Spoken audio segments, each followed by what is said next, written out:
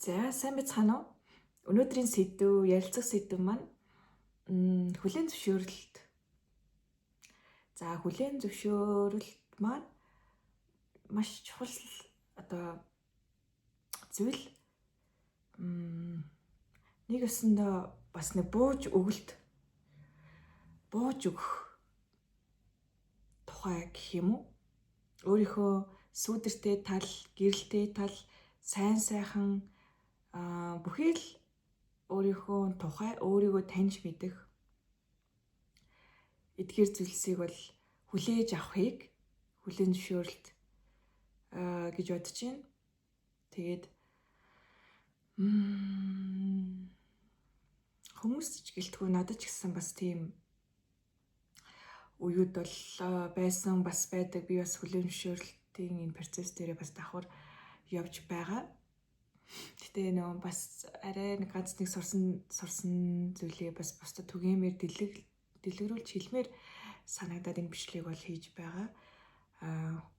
Хүний нөө амьдралын эдэнс даваа дуусахгүй. Нэг давааг давсан бол дараагийн даваа гарч ирээл яваад байдаг төгс зүйл гэж энэ хоёрод бол байхгүй байгаа даа шүү, төгсрөл тэмүүлж байгаа. Тэгэнгүүт өөрийгөө хүлээн зөвшөөрөх гэдэг асуудал байна. Бусдыг хүлээн зөвшөөрөх. За энэ зүйлүүд маань биднийг ер нь юунд хүртэлдэг вэ? Яадаг вэ гэхээр бидний одоо жишээ нь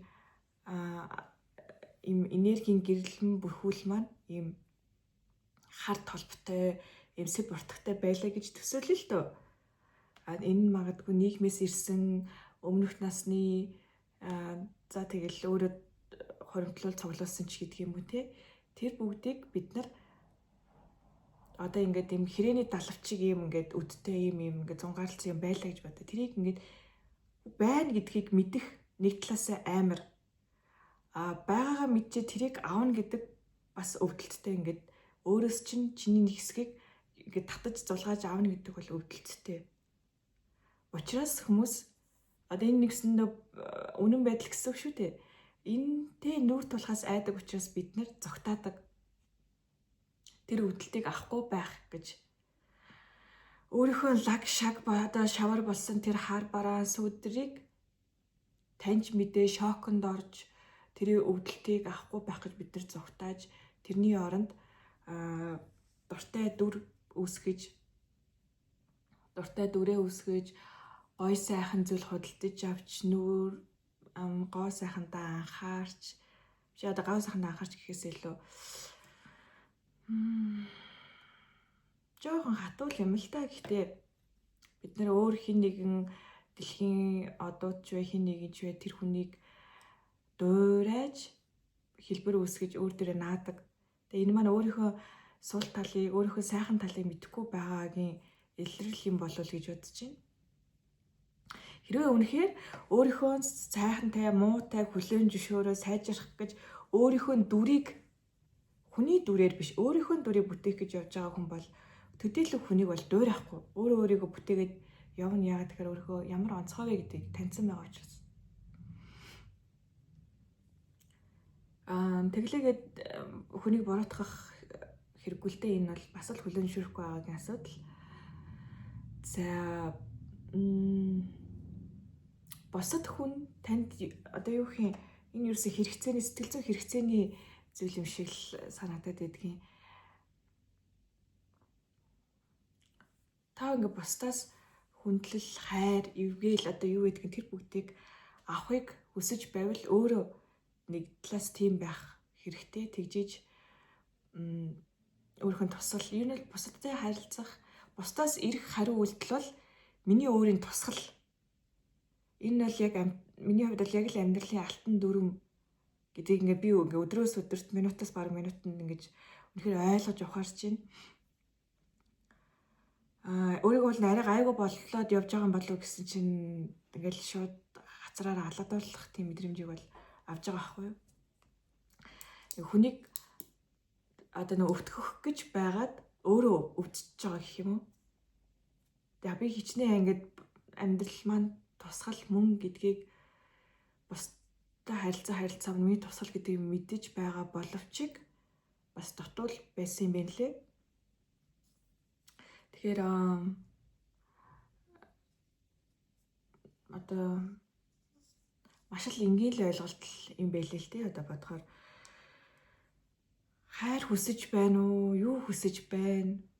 Танд одоо та хүмүүст хайрыг өгж байна уу гэдэг чинь та өөртөө хайрыг өгж байна уу? Бусдыг хайрлаж байна уу? Ерөөсөл өөрөөс гарч байгаа энэ давтамж долгион, энэ нэрийг буцаад яг над дээр яг тэрүүгээрээ л ирж байгаа. Ерөөсөл би бол та бол би гэдэг дүрм. Тэгэхээр чин энэ хорвоо ертөнцид нөө их хүрэн холбоогүй зүйл гэж нэгийнх нь ч үгүйгээд байгаа шүү дээ. Тэгэхээр би хин нэгнийг гомдоогоод яах юм бэ? Би өөрийгөө л гомдоож байгаа л гэсэн үг болчиход байгаа. Гэхдээ энэ одоо юу гэх энийг би айгүй урт хугацаанд эффект нь ирдэг юм болов гэсэн чи ингээ яг сүүлийн үед яг над дээр ингээл бараг маргаашийн шахуу шууд ингээл тохиолдож байгаа байхгүй. Би хормын төдөд хүнийг өвтгөх сэтгэлийг нь гомдох юм боддог төдөд л маргааш нь тэр үйлдэлээ би өөр дээрээ хүлээгээд авчичаа. Тэгэхээр бүр ингээд жоохон алдах ирэхгүй ч гэх юм уу болол энэ л та одоо. Тэгэхээр бүх зүйлийг л хайрлаж би бусдыг хайрлаж иж бусад намайг хайрлнаа. Одоо бусад хүмүүс миний яг ингээд амьдралын тусгал гэдгийг хүлээн зөвшөөрөх нь бас маш их чухал. Тэгээд яг энэ ойлголтоо жоохон хүнд байж иж санагдвал энгийнээр ойлгох юм бол би бусдыг хүлээн зөвшөөрөхгүй байгаа бол би өөрийгөө хүлээн зөвшөөрөхгүй байх гэсэн үг. Хин нэгэнд ингээ шаардлага тавиал инх ёстой юм биш үү, тех ёстой юм биш үү гэх тусам би өөрийгөө яг тэгж ханддаг гэсэн үг. Тэгэхээр та нар манаас нэг бодоод үзэр хүнд ер нь хэр их шаардлага тавьдаг вэ? Би бол аюу их хүнд шаардлага тавьдаг, өөртөө ч хатуу ханддаг. Ер нь бас их сонин хүн байсан юм бэ лээ. Тэгээд саяхан өөрийнхөө тэр талыг бол анзаарсан, ямар хатуу харгас хүүтэй сэтгэлтэй хүнийг инэрдэггүй байсан юм бэ гэдгийг бол анзаараад ухаараад маш их уйсан. Би нүунийг ингэж боддог байсан гэх юм уу? Ялаачтэй, даваачтэй. Би айгуу тийм одоо ямар нэгтлэр би одоо ямар юу штэ тий.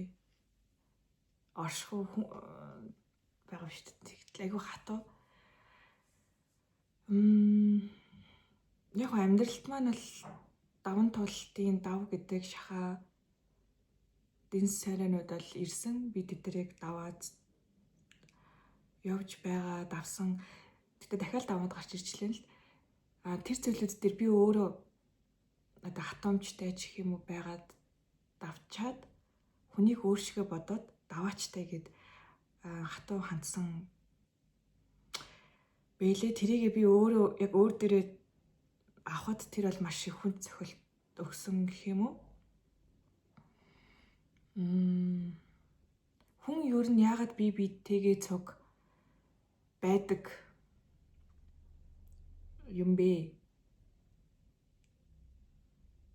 гэвэл одоо юу гэх юм, хүн нэх бас хүний юугаар л амар дутаад байхгүй, гэхдээ хажууд ч байгаа шүү.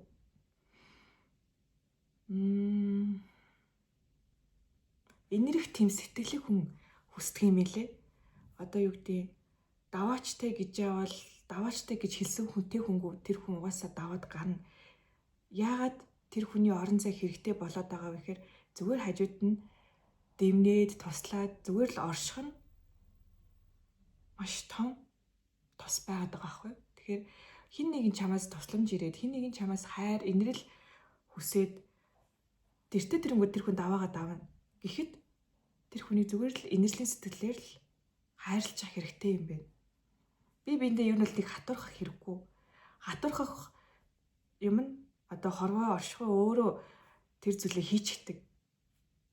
Би одоо нэг хүний үйл үүрэг хөндлөнгөөс нь гүйцэлдүүлэх одоо юу гэх юм бурхан тэнгэр биш шүү дээ.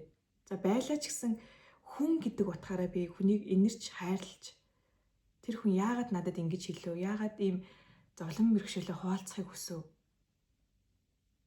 Гэдгийг нь ойлгох хэрэгтэй юм билээ. Энэ бол би аюу хатуу тийм зүйл байсныг нь бол ухаанхээр их шаналх гэхээс илүү өөр дээрээ тэрийг тусгаад авчихал амар юм билээ л дээ. Тэгээд дараад би бодсон л да одоо хин нэгэнд миний тусламж хэрэгтэй бол би зүгээр л инэрлийн сайхан сэтгэл гаргаад гарах хэрэгтэй юм байна. Ядаж бод тусламж үзүүлж чадахгүй байлаач сэтгэлээ нээгээд нээхэн зөв юм байна. Хүн тийм шаардлага хатуу байх хэрэг юм байна уу? Бид нар чинь сэтгэлээр дутаж сэтгэлийн өвлөг өгч би биндээ амьдардаг юм бодгалууд юм байна. Тэгээ бодохоор одоо юу гэх юм хамгийн мундаг багшч вэ, хамгийн мундаг мастерч бай. Тэр хүнийг хүн гэдгийг нь бас хүлээж авах хэрэгтэй юм байна. Хамгийн муу хүн, хамгийн адаг байсан ч гэсэн тэр хүнийг бас хүн гэдгээр нь хүлээж авах. Инэрлийн сайхан сэтгэлийг би бидэд төвөөж авах хэрэгтэй юм байна. Тэгвэл сэтгэл өвдөхгүй, буцаад бас өөр дээр нь ирэхгүй. Одоо өөр дээр нь тэр зовлон мэрэгшэл туулалцч гэх юм байна гэж бол ойлгосон.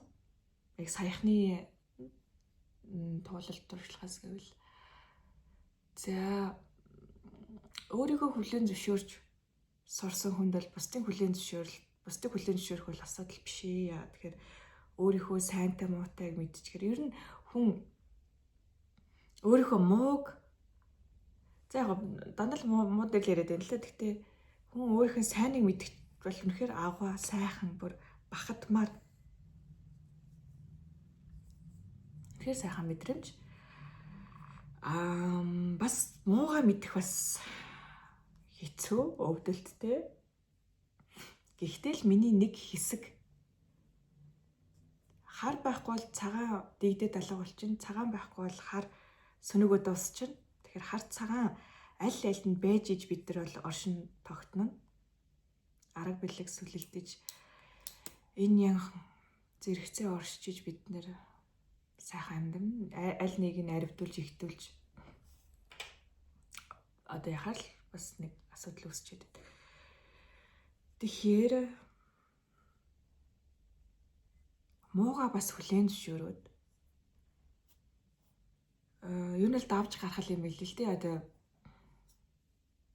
бас л их өвдөлттэй би ч бас одоо яг л ер нь аливаа юм болгоны левел төвшин болгонд л яг ийм зүйлүүд гарч ирдэм байл гэж бодож байна. Тэгэхээр муугаа хүлээн зөвшөөрөх хэрэгтэй, хайрлах хэрэгтэй. Хин нэг үзэн ядаж уурлахад тэр нь буцаад над дээр ирэх юм тусгал болчих учраас сайхан өгөөмөр инэрэнгүй хандах нь зөв юм байна гэж ойлгосон. Тэгээд амьдралд болох ёстой зүйл болдог. Туулах ёстой зүйлээ туулж давж гарч иж дараагийн зүйлүүд бол нэгддэг гэдэг үг байдаг те. Тэгэхээр энэний бас цаад утга учир гин таниул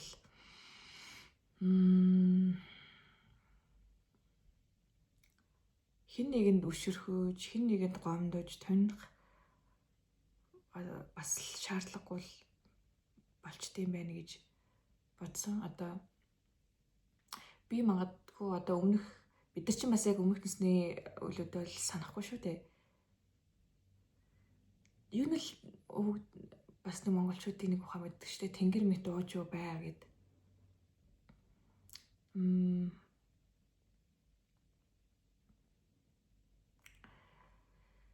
Тэгэхээр аливаа асуудал, бэрхшээл гарч ирэх нь бидний хувьд нэг талаас өсөлтийг бий болгож байдаг, дараагийн түвшинд авчрах маш том юу юм бэ? Суралцах процесс юм байна.